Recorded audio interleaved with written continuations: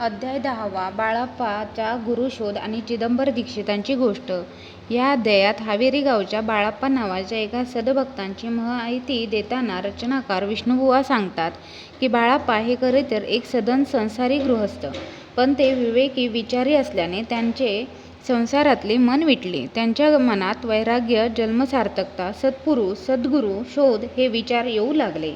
त्यांनी लवकरच घर सोडले आणि ते सद्गुरूंचा शोध घेत घेत गावोगावी फिरू लागले. त्यांच्या या गुरुशोधाच्या प्रवासात ते मुरगोड ह्या गावी आले. त्यावेळी या मुरगोड गावात चिदंबर दीक्षित हे शिव अवतारी सत्पुरुष राहत होते. त्या चिदंबर दीक्षितांचा पूर्व इतिहास सांगताना रचनाकार अशी माहिती देतात.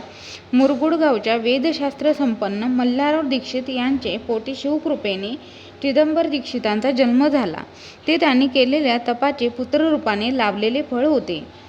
अंगी देवत्वाच्या खुणा असलेल्या चिदंबरांनी बालपणीच आपल्या मंत्रशक्तीने गजगौरी व्रताचा हत्ती सजीव केला. त्यांनी अनेक यज्ञयाग, होमहवन व अन्नदान केले.